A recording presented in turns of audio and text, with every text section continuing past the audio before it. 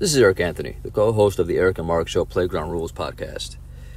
Years of coaching and leadership have given me a front row seat from which I have noticed a very interesting dynamic that occurs during human interaction in a group setting.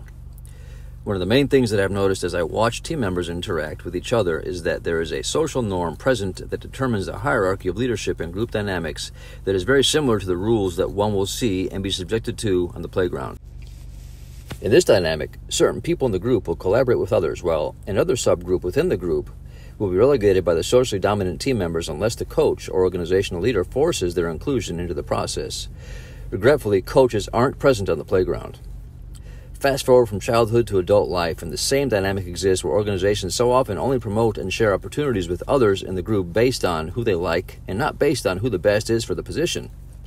It's almost as if, even though we are adults here, we are still on the playground, where the cool kids make the rules on who gets to play and on who the ball will be shared with. In adulthood, we call that inter-office politics, nepotism, and favoritism. On this show, we refer to that practice in adult organizations as the playground rules and antics phenomenon. What you learn in the classroom at grade school and at high school gives you a pretty solid knowledge base if you are paying attention, do the work, your own research, have caring adults in your life, to include having teachers that care.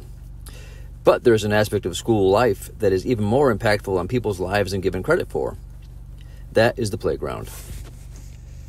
The playground rules and antics you encounter on the playground and how you maneuver through them will greatly impact how you learn to treat others and how you allow others to treat you in adult life. What we propose here is that inter-office politics are learned in the playground.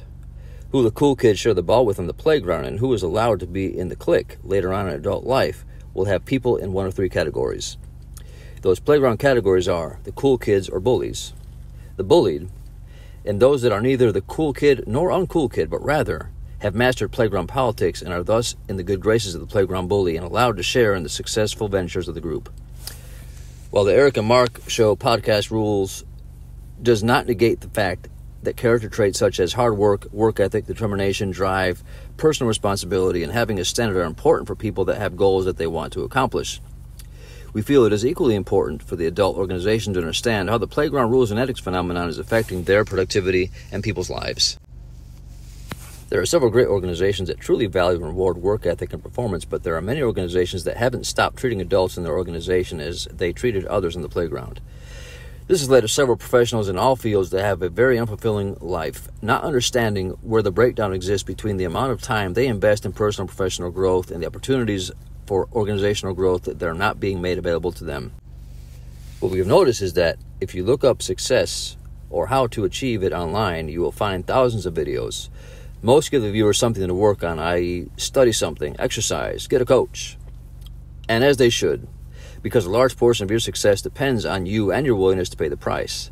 However, very few videos and podcasts will ever admit that inter-office politics exist.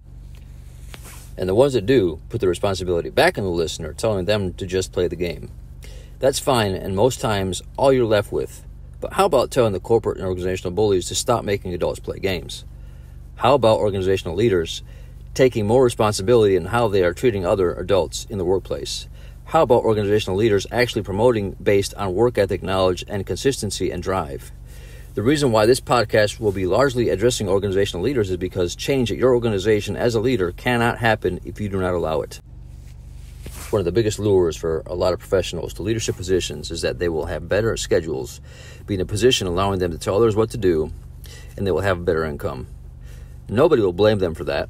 However, where the problem radicates and what gives way to playground rules and antics infiltrating organizational procedures is that many leaders stop there and never fully accept and carry out their burden of command, which is to help those under their leadership grow and progress. One of the reasons this podcast exists is that we are here to speak up for the bullied who are not able to stand up for themselves.